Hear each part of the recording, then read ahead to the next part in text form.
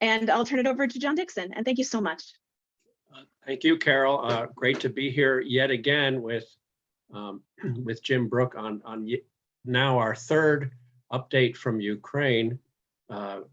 If you were listening earlier, the first one was a couple of weeks before the Russian invasion. The second one was on June 1, Jim reminded me. And at the end of that second one, I had asked Jim, can you do another follow-up in the fall? And he agreed right then. And so we're very pleased to have him again tonight.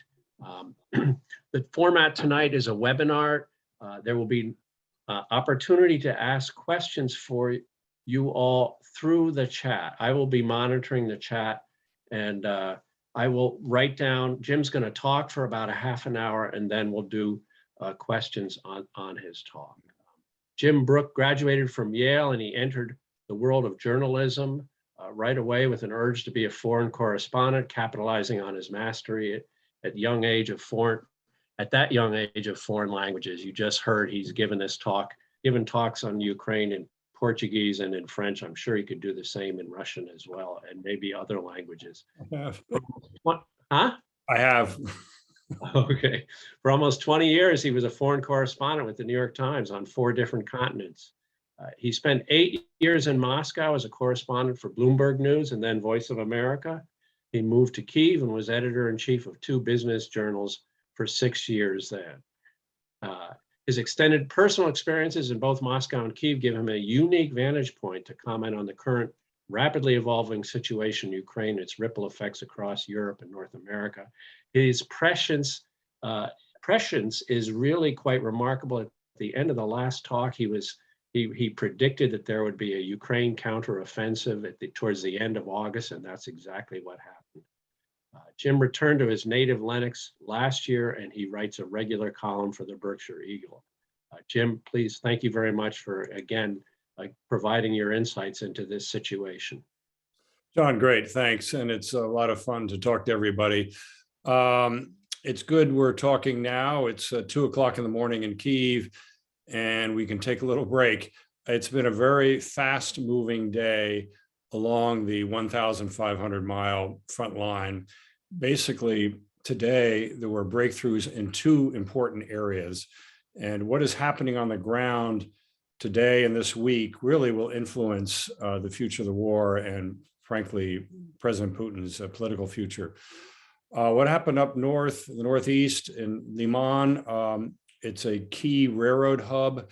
The Russians still move most of their ammunition on railroad flatbed cars, and the Ukrainians broke through, took the entire city, and I've seen pictures of 30 railroad tracks side by side. It's a major switching hub.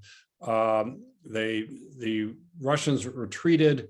There's one report of they found 2 Russian soldiers sleeping who had 1 gun between them, and one was wearing rubber flip-flops. I don't think we can judge the quality of the Russian army by the flip-flops, but keep in mind, that's what they found.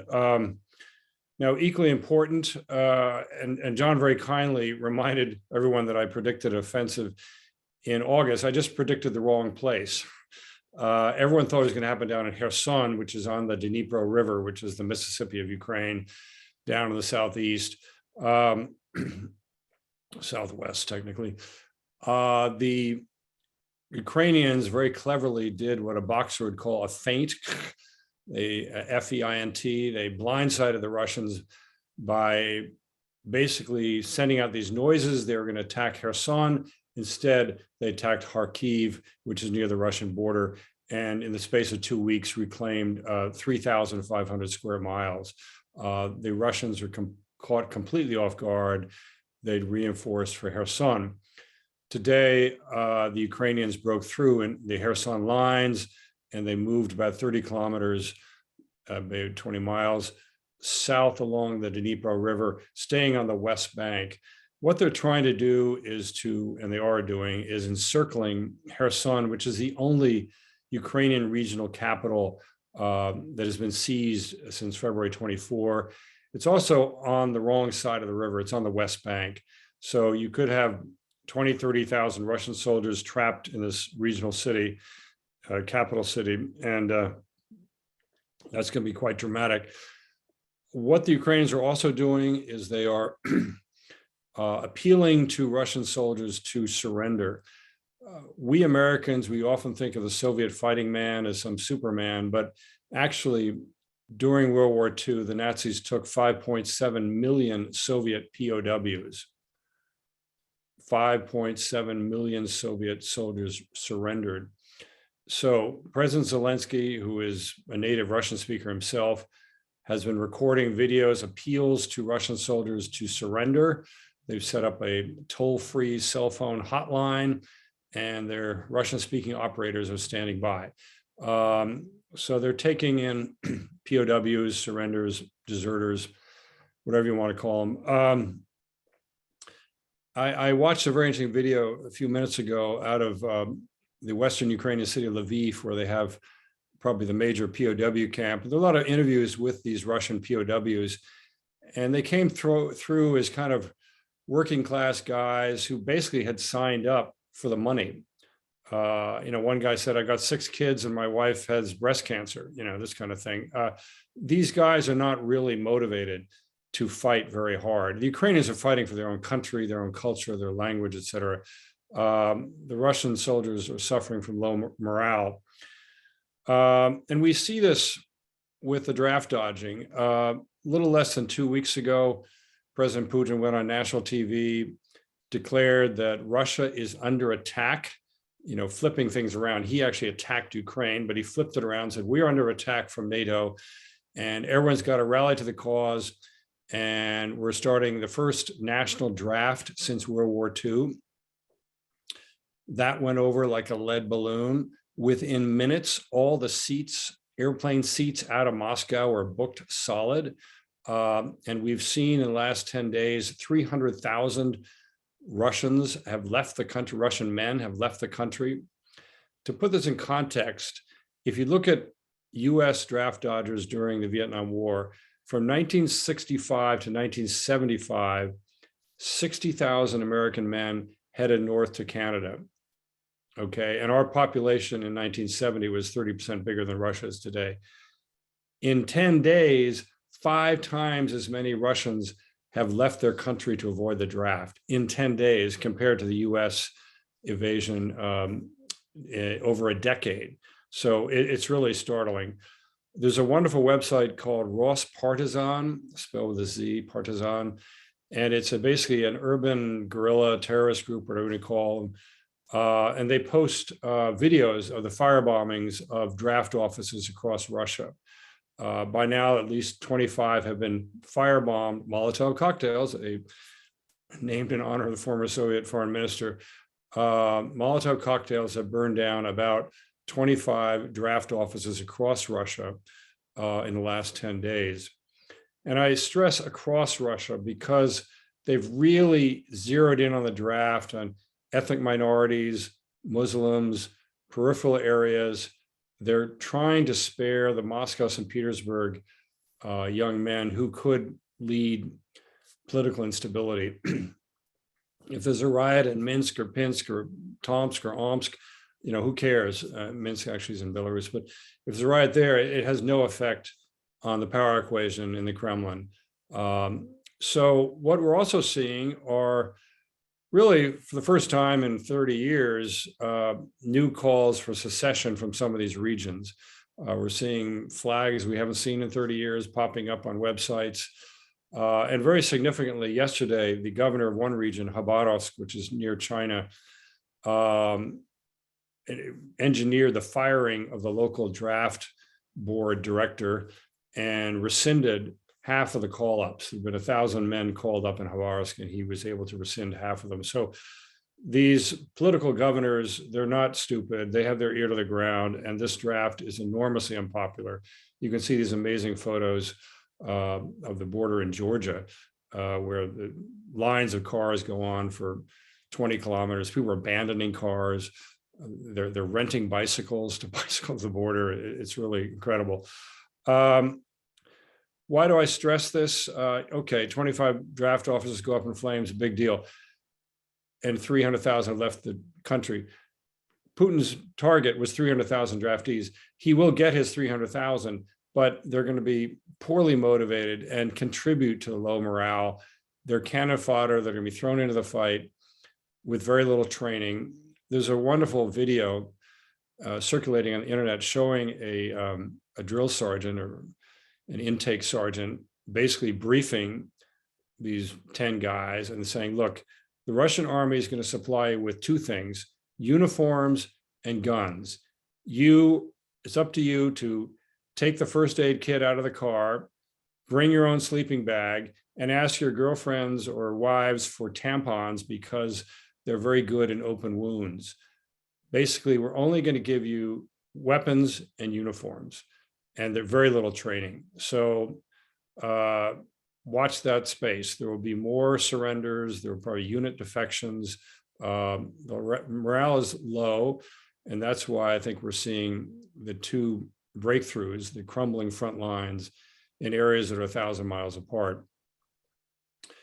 And it's very interesting. It was kind of scary when I read Putin's speech declaring the draft, and then he did the same thing, even more shrill speech on Friday, national speech, and basically saying, we are at war with NATO, we're at war with the West, we're defending the motherland, blah, blah, blah, blah, blah.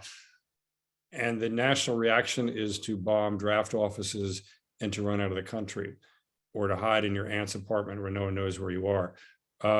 So the people are not rallying to his call to defend the nation. That's very clear. And I was watching an interview with Nina Khrushcheva, the granddaughter of Premier Khrushchev, who is a new university professor who happens to be in Moscow. And she said that driving around Moscow when Putin was giving his big speech and this big wingding at the Kremlin, big concert and flags, there was like no excitement in the streets. This is not like taking Crimea 8 years ago. The population is not there. Now, what did Putin do on Friday is that he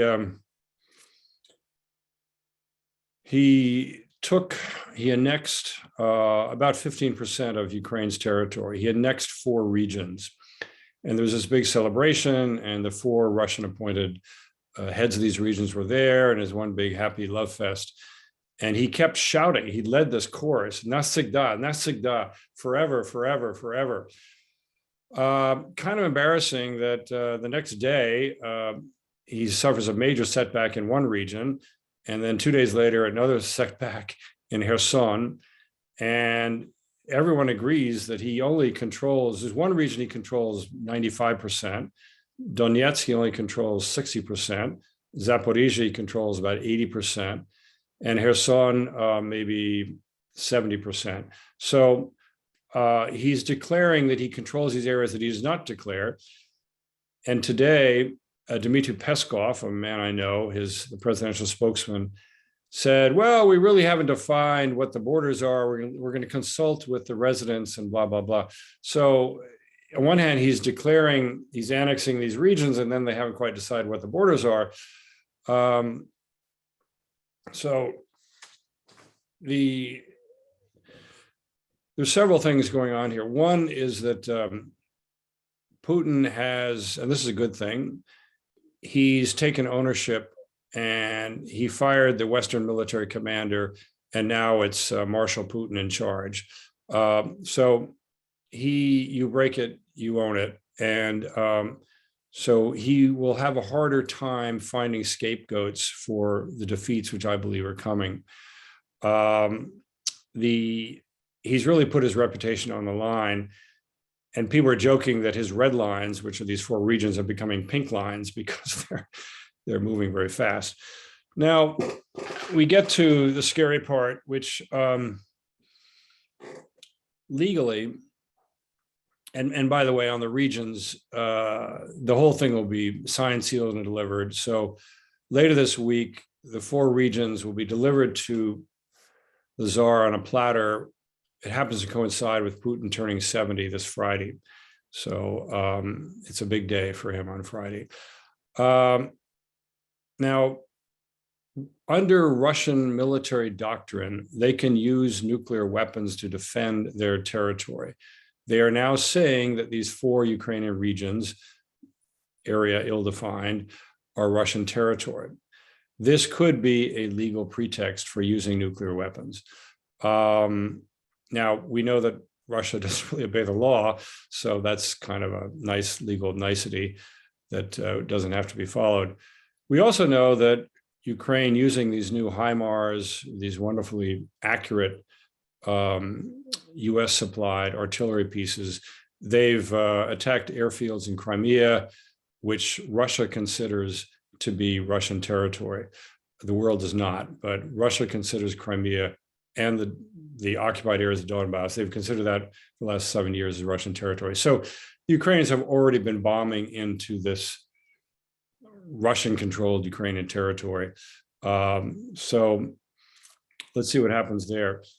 My feeling is that we know that Putin is homicidal. There's no question about that.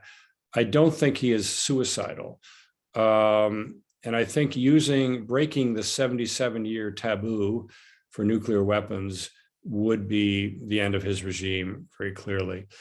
The Chinese would really lean on him. The Chinese and the Indians would break with him totally. The US has promised, quote, catastrophic response.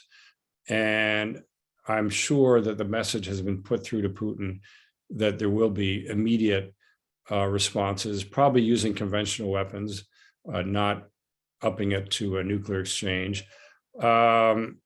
You use one tactical nuclear weapon, which is about 10% the size of Nagasaki. The US could just take out the Black Sea Fleet without saying, excuse me, please, or thank you, just do it. And Putin respects force. It's about the only thing he does respect. So hopefully that message has gotten through to him. So where are we now? I think the Ukrainians are determined to bring us back to when I talked to you first, back in February 10th, to the borders of the pre-invasion borders. Now, one of the $64 questions is, can Washington rein in the Ukrainians and not have them liberate Crimea and the parts of the Donbass that have been under Russian occupation for 8 years? That would be very popular. And the Ukrainians would say, well, why have we lost all this blood and treasure simply to get back our pre-February 24 borders? Crimea is dear to both the Ukrainians, but also to the Russians. Had there been a fair plebiscite, they probably would have voted to join Russia. And since then, Crimea and these 2 areas in what's called the Donbass have been under Russian propaganda for 8 years. And if you look at the Donbass, a third of the population's moved to Russia, a third of the population's moved to Ukraine, and the third that are there are kind of brainwashed and more or less resigned to living where they are. I don't think you'll see the kind of scenes that you've seen in recently liberated villages in Kharkiv of people very happy to see the Ukrainian troops coming back. I just don't see that. And so that is that will be a red flag, I think, for Washington. And Washington is the main supplier. Now, a couple of quick points, and I'll open up to questions. Where will the West stay together? My short answer is yes. Putin, we believe that the Russians probably blew up these natural gas lines underneath the Baltic Sea. We had 3 explosions within 24 hours, pretty close to each other. Unclear why they do it, but it's a very clear signal that we are cutting Europe off from gas. Europeans are kind of prepared for that. It's going to be a tough, expensive winter. They're going to see their home utility bills double and triple. It'll be very unpopular. But I was surprised to see the French Prime Minister, whose name I don't know, declaring in front of the Assemblée Nationale, saying, we will make the economic cost for Russia unbearable. The phrase was unbearable. And she said this in the last 24 hours. So France, which sometimes has seen a bit of a weak week read on sanctions is very strong.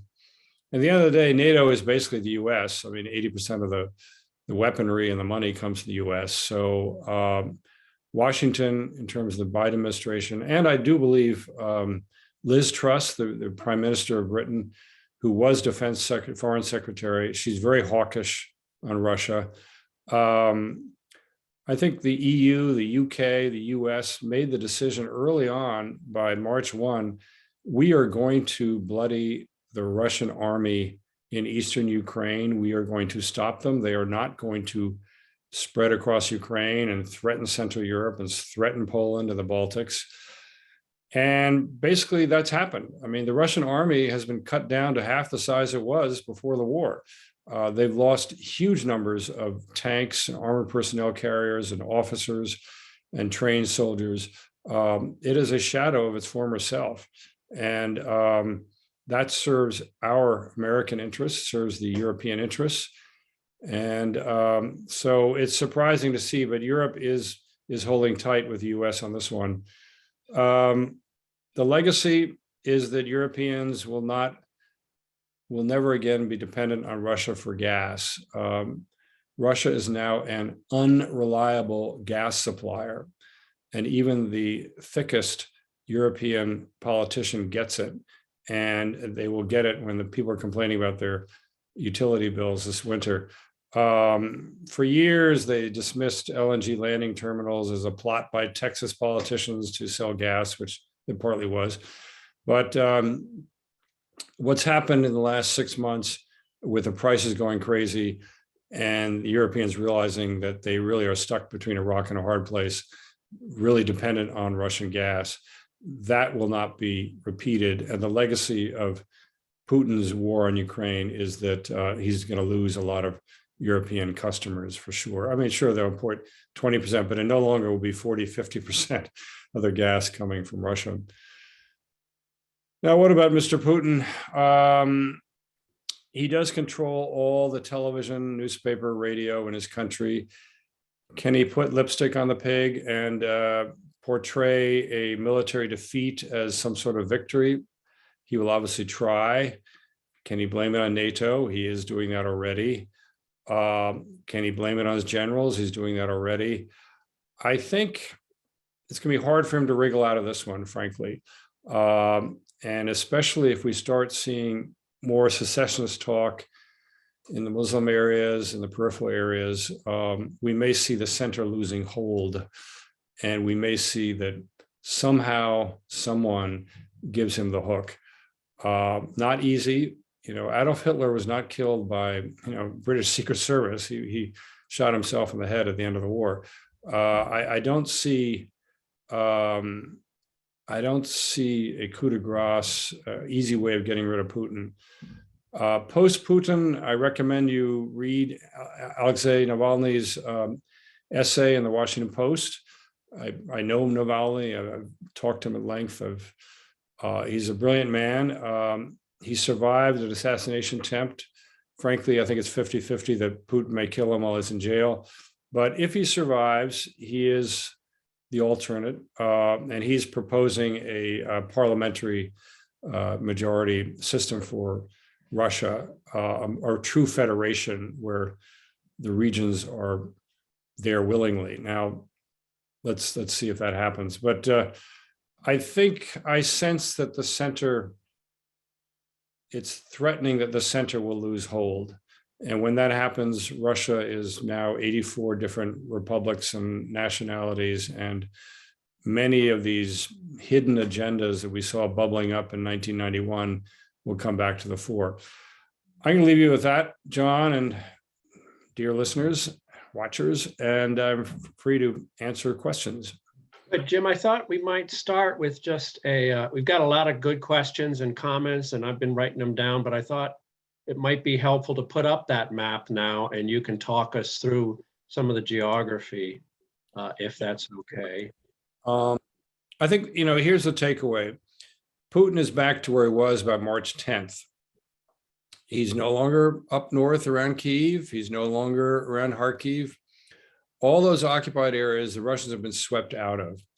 There's some talk that maybe they'll try another invasion from Belarus. I see that, believe that when I see it. But basically, if this map, look at this map in maybe June, there were red, orange blotches, northern Ukraine, eastern Ukraine. So we're kind of heading back. Well, we are definitely back to, say, March 10. Now, where your little white arrow is where they took Liman. This is the area with the 30 parallel railroad tracks, the major rail and road hub for that part. That area is called the Donbass, basically the Donetsk basin. It's a coal steel area. And the purple area has been held by Russia since 2014. So the areas, if we want to go back to February 24 lines, all the orange areas have to be liberated. And then we have a pause. So that's the east. Now, if we move over to the exactly where your cursor is, once again, the Dnipro, which is this, the Mississippi of Ukraine, kind of snakes through the country. And there are probably 40, 50,000 very concerned Russian troops on the wrong side of the river. There are reports that outside of Kherson City, and I've been to Kherson, I spent a lovely week there about a year and a half ago. And there used to be a bridge going back and forth. You didn't think twice about driving over it. Well, thanks to the US supplied HIMARS, that bridge has been blown up and they're only temporary pontoon bridges. And the Ukrainian Ministry of Defense says that the Russians have set up what are called barrier troops on the east bank of the Dnipro River outside of Kherson. And this is what Stalin did when the Soviet troops crossed the Volga to retake Stalingrad, that the phrase was "Ni один shag nazad," not one step back. And so any soldier who thought of going back across the river would be shot. Those are called barrier troops. So reportedly there are barrier troops on the east bank of the river to dissuade troops from cutting and running, paddling across the river. That said, I think the Ukrainians are working hard to persuade the troops there to surrender. And that pinkish area is where the Ukrainians are coming in. And especially what happened today was that exactly where the little hand is, they came down 30 kilometers. It's steppe, it's flat land, and if the lines start buckling, they can move right along. So watch that space. Now, crossing the river will be hard for the Ukrainians. There is a big dam there, a hydroelectric dam built, a post-Stalin dam. Now, one thing that Putin could do, if he wants to be really spiteful, there's something called the Dnipro Cascade. It's a series of 6 hydroelectric dams going right down the Dnipro River, starting with Kyiv. The one up by Kyiv is so big, it impounds a reservoir called the Kyiv Sea. If he were to drop a dam buster on that, he would probably wipe out low-level parts of Kyiv. When I lived in Kyiv, I lived in the historic medieval part, which is up on the hill. But surprise, surprise, just like Florida, people have built a lot in the so-called floodplain area. So there's 6 dams there. He could take one out with a conventional or a nuclear weapon. And that would be pretty horrific. So there's 6 dams along the river. There's sources of hydroelectricity, and there are locks to allow ships to go up and down. And the Russians control one, which is down in what's called Novokakhovka, which I drove across. And just to give you an idea of how loose the security was, this was maybe 18 months ago that I drove across with my family. And I stopped with my little smartphone to take a picture. And a soldier kind of looked out, sort of said, go away, go away. But, this is now an armed camp in a very dangerous area. So there we are. Odessa has been spared so far. Odessa has not been really bombed, and Kyiv has not really been bombed. The idea is that these are historically important areas for Russia, and that Putin is sparing them. But the Russians are very careful with they've lost something like 60 fixed wing aircraft. The Ukrainians have pretty good anti-aircraft defenses, and they not only shoot down fixed wing bombers, they shoot down incoming cruise missiles. And the Russians apparently running out of cruise missiles. And to show what deep straits the Russian army is in, it's very clear the Chinese have not given them weapons. They turned to the North Koreans to buy sort of Soviet era weaponry and ammunition. And then there's an article in the New York Times 2 weeks ago, the North Koreans denounced the news from Washington that North Korea was going to supply, and North Korea is denying they're supplying anything to Russia. So basically no one is supplying Soviet era weaponry. The Chinese and the Indians would be the natural ones, but they don't want to have anything to do with this. We did have a question, Jim, about the Iranian drones, that the Iranians are supplying weapons. What's your take on that? And yeah, I mean, that's another example of how Russia's really scraping the bottom of the barrel. Iran does have pretty good drones. Frankly, the Turkish ones are better. And they have sent a lot of drones, and some of them have done some damage. But many have been shot down too. So it isn't a game changer by any means. But if the only country supplying the Russian army is Iran, I think the Russian army has real problems, armaments. And they've been shooting naval missiles that are supposed to be used to shoot ships. They've shot them at apartment buildings. I guess apartment buildings are hard to miss, near coastal areas. So they're definitely running low on the weaponry. So we have a lot of questions about Putin, but I wanted to start. We have one early on, a personal question with someone wrote and said that their son is heading to Dnieper as a to do medical training. How safe do you think that is? Well, the city of Dnipro is safe. The river, as I mentioned, parts of it are not safe. I would not, I just was reading an article in the Washington Post of the 2 Americans who were freed in the big prisoner swap. And they went through very rough times at the hands of the Russians. And you could still see some of the damage on their bodies. I'm not going to say it's safe. I have friends in Kyiv. I still have 3 suitcases of my stuff in Kyiv. I'm not rushing to go there. I do understand why young men like to go into war zones. I think there's need for medics, and I think some of the Americans who volunteered, especially those with medical or military experience, have really helped the Ukrainians a lot, and the Ukrainians are very grateful for that. But I'm not going to say it's risk-free or even low risk. Right. A lot of questions on Putin.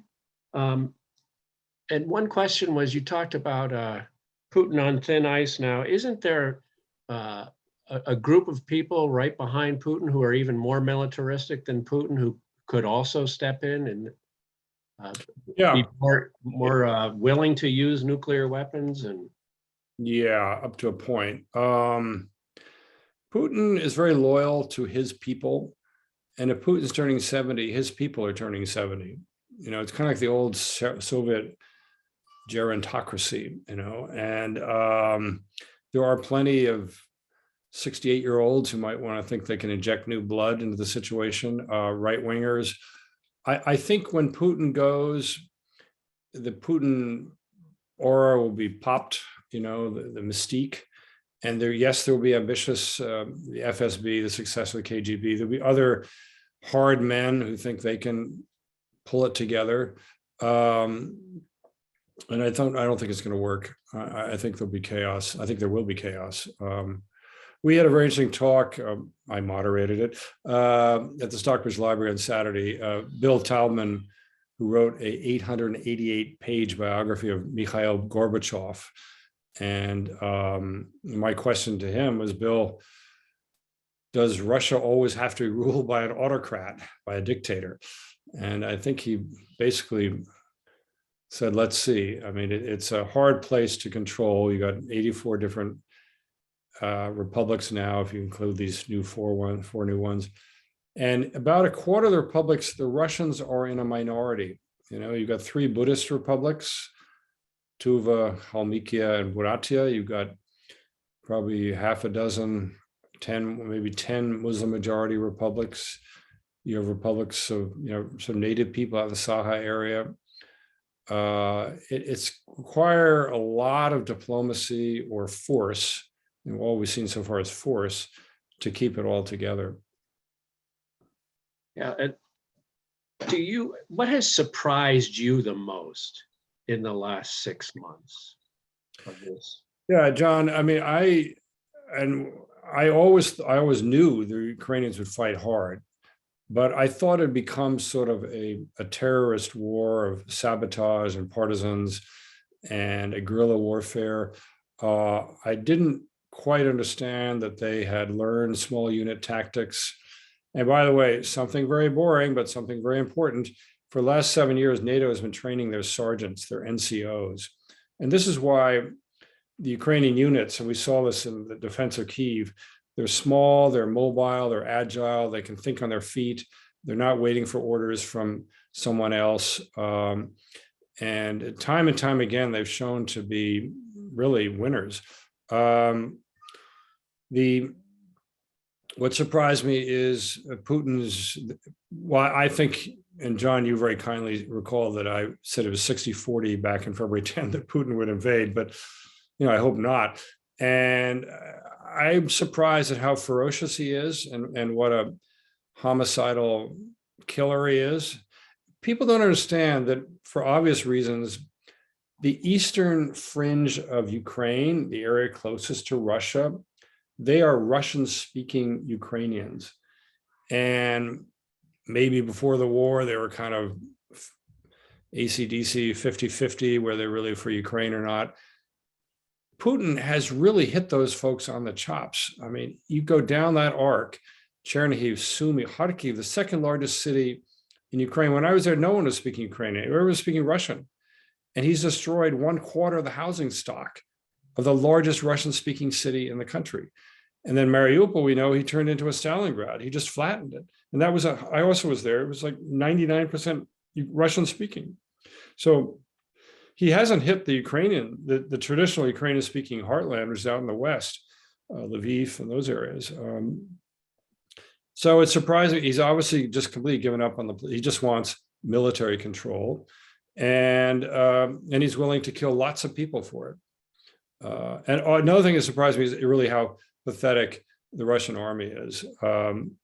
You know, robbing, raping, this kind of thing. I mean, there's this meme on the internet of a Mi-8, which is the old Soviet helicopter, taking off, and on the skids, swinging from each skid is like a washing machine and a dryer, a flat screen TV. I mean, they really were looting, you know, and in addition to, you know, raping women and killing people right and left. Not the big red machine that we always feared and probably respected until, say, March 1. I mean, the destruction in that part, you mentioned Mariupol, but also other places has been just incredibly dramatic. Yet the western half or 2/3 of the country, it seems like business is normal, except for the occasional missile strike, revenge strike. Right, and the feeling is that to some degree he's run out of missiles or run low on them.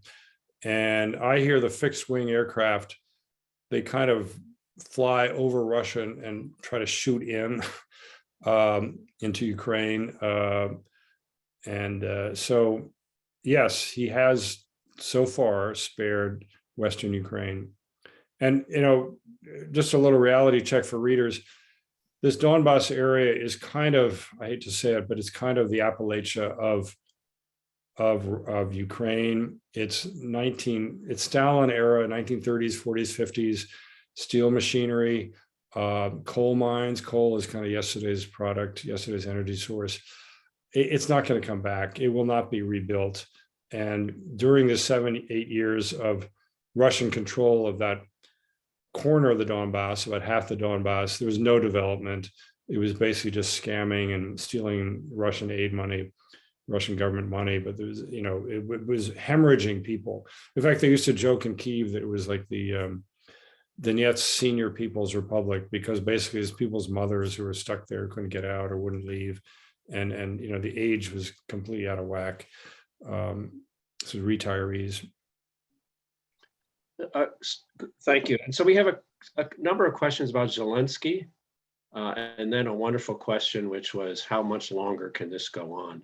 But what's your take on how Zelensky has handled this, and what is his future? What's the schedule for elections in Ukraine? Could they possibly hold an election? I don't know what it is now at this point.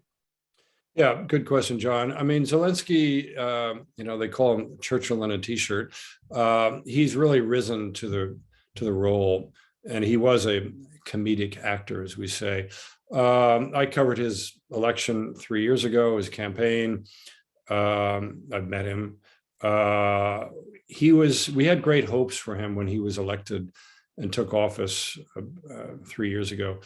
He was really disappointing.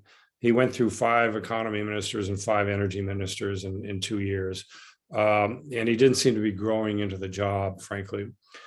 That said, after February 24, he really grew into the job and has done a magnificent job. And he's on the TV every night. He did not bug out, as he told Biden, I don't want to ride, I want ammunition. He is on the TV every night talking to his nation. And he's been smart enough to delegate and allow his generals to run the war without stepping on them and bigfooting them. And you have to get into the Ukrainian sort of mentality. Ukraine was settled by escaped serfs, which is a nice way of slaves. So they're runaway serfs. And Ukraine was always, it literally means on the border. It was this sort of Wild West Ukraine borderland on the steppes with these freewheeling Cossack riders who did whatever they wanted to do. And this fits very well with the modern Ukrainian army, of this spirit of independence, of autonomy. They had the world's largest anarchist army. During the civil war between the Reds and the Whites, there was the Blacks, the Black Army of Nestor. It was an anarchist army. So he dovetails very well with this by not telling his people, his generals, how to run the army, run the war. Elections, I assume, are coming up in 2 years. It's really far from everyone's mind right now, at least from mine. Let's get the war settled first. I'm sure the election rolls are screwball. There are maybe 6-7 million Ukrainians living in Europe, largely in Poland. So it's far away. But that's one reason why Putin felt he had to strangle Ukraine, because it was a multi-party, free market democracy where there was free press and free elections. Zelensky was the outsider, Jewish guy, wins 70% of the vote, which doesn't really dovetail with this sort of crazy Nazi label that's thrown at Ukraine. But we didn't know who'd win, and there were 7 candidates, and he got into the runoff and won 70% of the vote, actually 73%, I think. So it is a democracy. They do believe in the free press. They believe in freedom. Once again, going back to the freewheeling, freedom-loving Cossack spirit. Chaotic too. We've had a number of questions too, Jim, about war crimes. One question about the war crimes was, if these Russian soldiers, whether they're the Wagner group or mercenaries, or are so ill motivated, why are they involved in these terrible war crimes? There's no discipline, and the fish rots from the head. I think the generals and the majors and the colonels are not taking care of disciplining these people. In terms of looting, apparently they often show up someplace they have no food. So the first thing they do is hit the supermarket. They also hit the liquor stores. They drink a lot. And people are often too polite about alcoholism in Russia, but it's a real problem. In fact, in military bases in Russia, you can't have a liquor store with like 500 yards of the front gate. Force the guy to walk a quarter mile to get his pint of vodka. So, yeah, there have been plenty of war crimes. What's unfortunate for the Russian soldiers is that they've all been yakking away to their girlfriends on cell phones, and a lot of these guys are being identified. And now, presumably, they'll just disappear into Russia and not be seen again. But I can see, at the very minimum, a Hague kind of trial for the big offenders, and maybe even Nuremberg for the political leadership, depending on how this whole thing plays out. But there are international war crimes experts documenting. There's a lot of evidence that's being taken in Bucha, Irpin, those two once lovely Kyiv suburbs. So there will be indictments, sure. Which will make it harder, but not to say that it shouldn't be done. It will make it harder to pursue any kind of negotiated settlement. I mean, there are a lot of things that will make it harder to pursue a negotiated settlement at this point. Yeah, I think the momentum is on the Ukrainian side in the field, and their view is what's there to talk about. Zelensky said, "I will talk to a Russian president, but not Putin." Bye-bye. Zelensky, let's go back in history. When Zelensky was inaugurated, which was in, say, August, he immediately reached out to Putin. And you would think that Putin would see this guy as someone he could work with, because Zelensky was a native speaker, a native Russian speaker who grew up in a Russian-speaking town, who made a lot of his fortune in Russia. His comedy show was very popular throughout Russia. He was on Russia primetime. I mean, he was a known figure inside Russia. And Putin just sort of stiffed him, refused to meet him. And he asked to meet Putin, a dozen times over the first year or so. And then I guess in February of 2021, Zelensky arrested this guy Medvedchuk, who is the godfather of Putin's daughter, who was sort of Putin's man on the ground in Kyiv. And Putin arrested him. And that's why in this big prisoner swap, 2 Americans were freed, and about 200 Ukrainian soldiers were freed, many of who fought in Mariupol in this heroic defense of the steel plant there. And only about 50 Russian soldiers were freed, and Medvedchuk. And the key thing was Medvedchuk, who Putin wanted to get back. I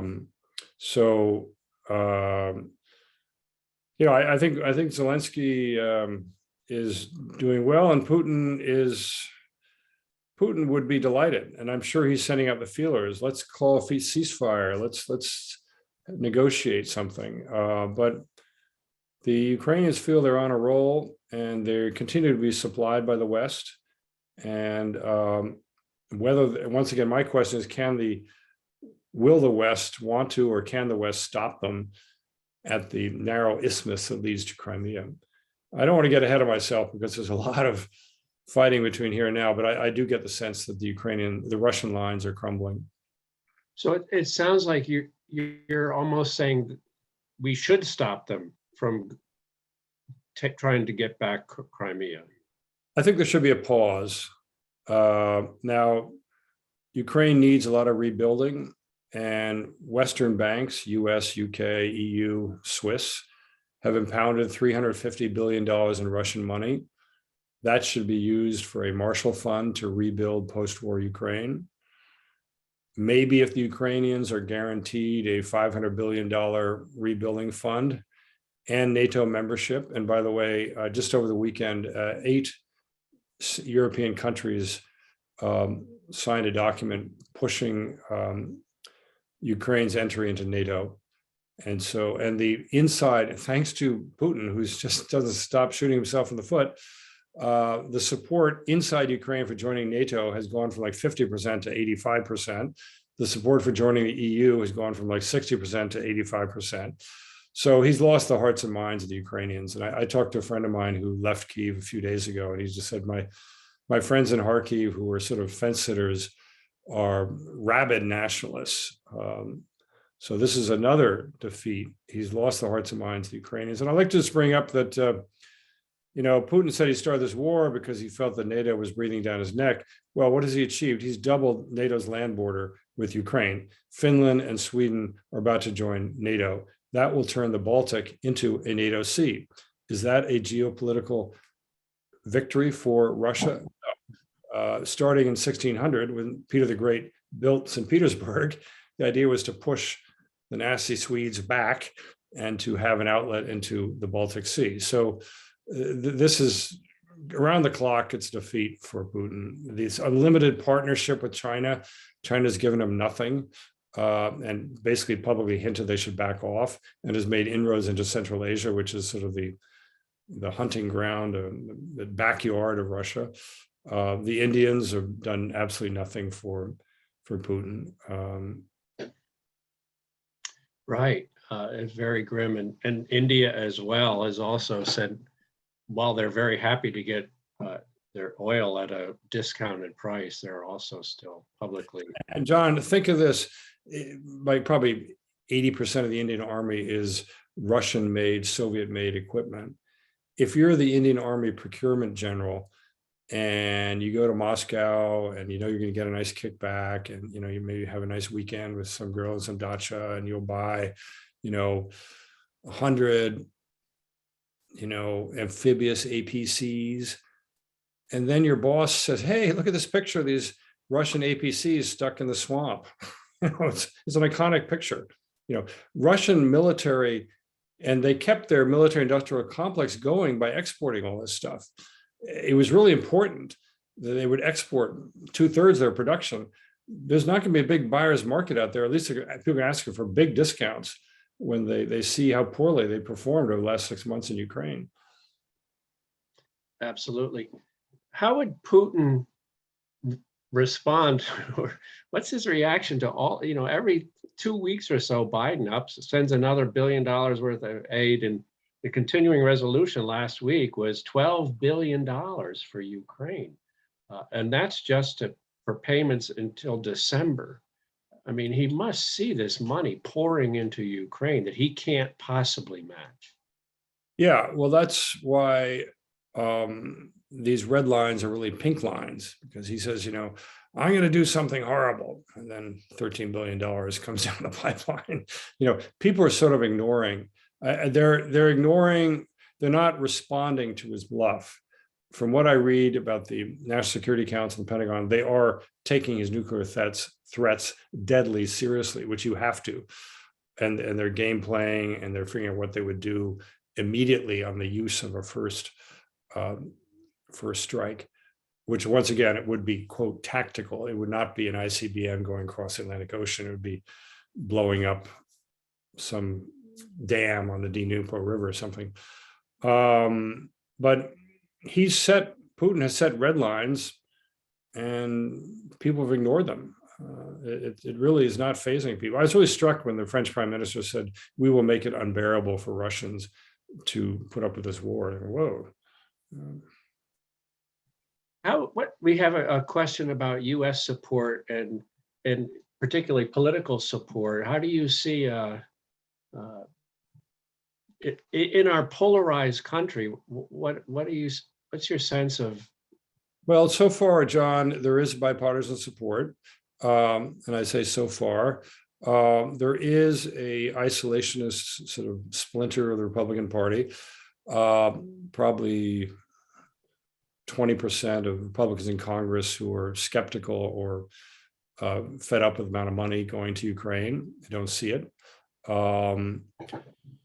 And, your guess is as good as mine. I mean, if Trump is elected in 2 years, reelected, that would probably change the ballgame enormously. But that national election isn't for 2 years, and I don't think the by-elections will really change the support. I mean, it's very popular on both sides of the aisle, the Ukrainian fight. Yeah, that's my sense as well. I didn't know if you had any, but and a lot will depend on how long this goes on. I think that the counteroffensive probably really gave the Europeans and the Americans who were beginning to waffle, gave those of us a little more confidence in what was Yeah, we were doing was correct anyway. definitely. And there's some retired American generals in Brazil. They call them General de Pijama, generals in their pajamas who are retirees and can say whatever they want, and who are saying that this Ukraine could get back to the February 24 lines by the end of this year, which is about 3 months from now. Maybe. Don't hold me to that one. Okay, well, that's very interesting. But let me ask you, because you talk about the draft of 300,000 people, before the draft, what was the size of the army that was moved into this campaign? Yeah, and one reason the men are heading for the hills and the exits is because people suspect it could be 1 million men.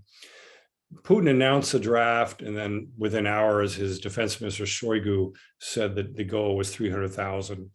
But people in Russia are very, very sort of gun shy and leery of what the government says. The feeling is, when you and I talked February 10, that he had 150,000 men on the eastern borders of Ukraine. Already 6 weeks ago, the US estimated that Russia suffered 80,000 casualties. That's killed and wounded. So you might say that half the men have been killed or wounded.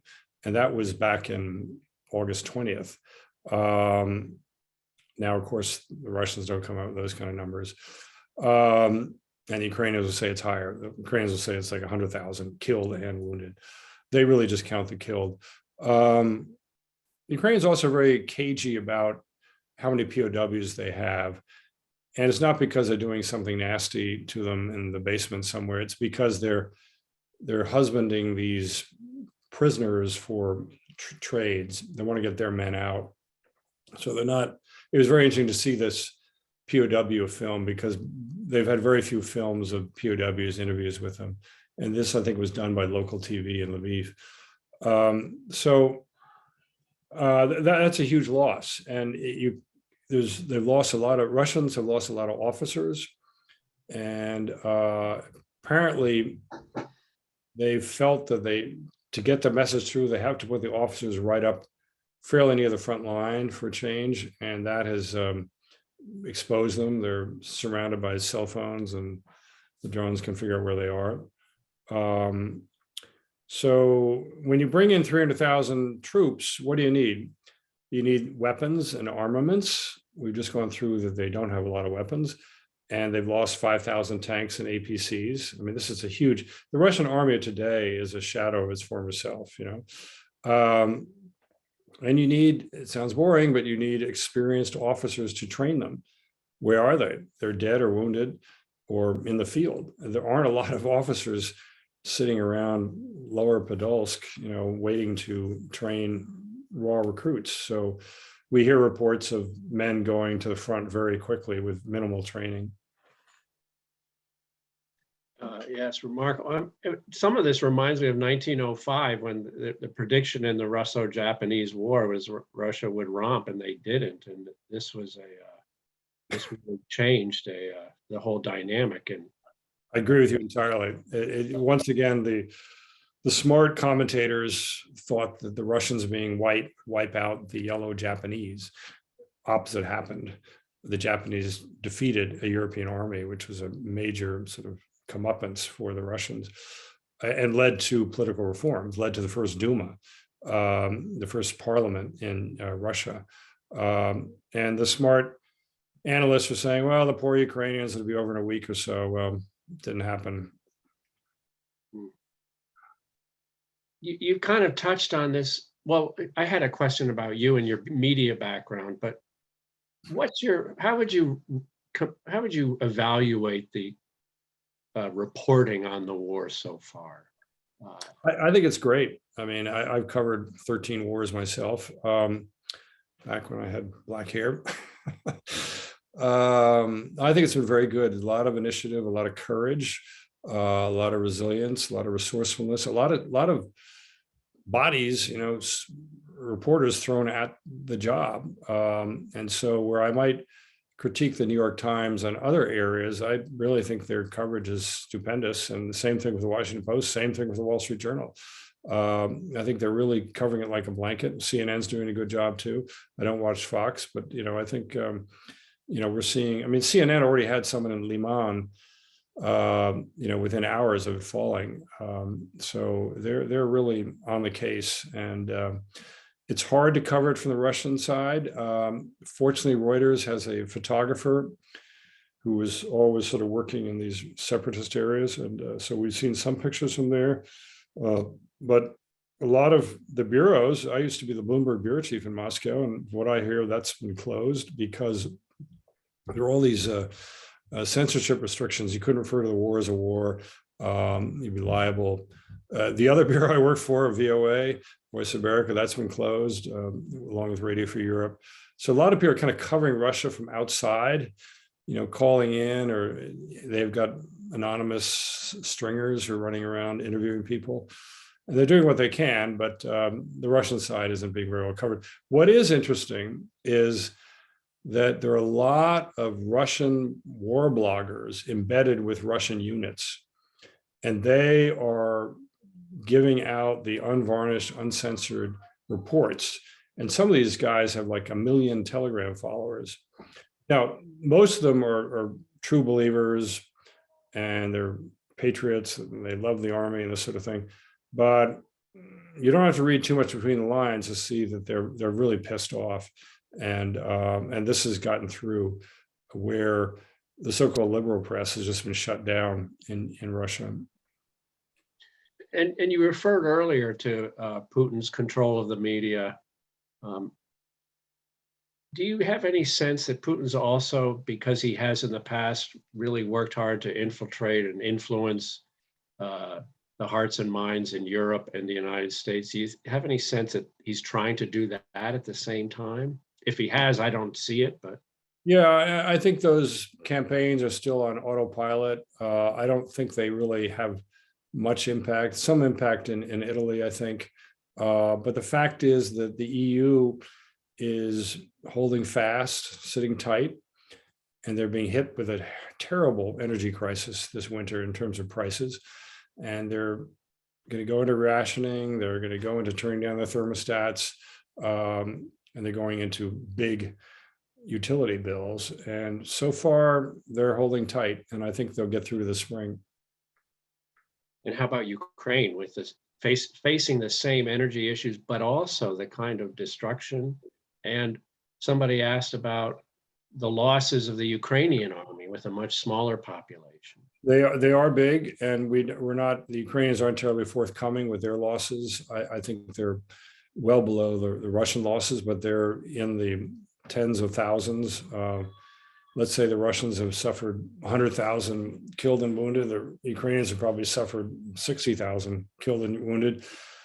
And the population of Russia is about 5 times that of, maybe 6 times that of Ukraine. But the Ukrainians are fighting for their own country. They're not on some foreign expedition. And there have been polls, and the polls in Ukraine are fairly accurate, I mean, judging by the presidential election. 93% of Ukrainians reject the idea of trading land for peace. So they're saying February 24 or nothing. Wow. So we've been going about an hour and 15 minutes. I wanted to go back to your sense of, and you touched on this, of the way out, because we have a lot of questions there. Is Russia's really right now, it seems like, cornered? Is there an off ramp for Putin? Is there any way? Is he going to wait through the winter and just see how it plays out in Europe before he makes a move to say enough is enough? Or what's your sense of the next 6 months? Because you were so good at being prescient before. I'm gonna. Yeah, I don't want to risk predictions. One thing to remember, going back to what I said about that video where the intake sergeant said, bring your own sleeping bags. It is cold, and Russians know how to deal with the winter, yes, but the Ukrainians know how to deal with winter too. But the Ukrainians have much better equipment, and like sleeping bags and, mattresses to sleep on, that kind of thing. So I think this Russian soldiers may well suffer more since they're so poorly. I mean, if they're running around in flip-flops, in October, yeah, hello, frostbite. And the New York Times had a wonderful article about last week, which is intercepts of cell phone conversations of what the soldiers were complaining to their wives and girlfriends, and frostbite was something they were talking about. How will this play out? I think I think the Ukrainians will push through to see if they can get to the February 24 lines, and maybe they can't. I hate to say it, but I think the chances of Putin using a nuke is about 50-50. I hope that does not happen. If we are back, let's say January 1st to the February 24 lines, then I believe there should be this pause, negotiations, and buying off the Ukrainians with a $500 billion Marshall Fund, NATO membership, EU membership. And then the Russians are going to have to finally step up to the plate and sort out their own problems. Putin launched this war of choice. He went into Ukraine on his own volition. He probably will lose this war of choice.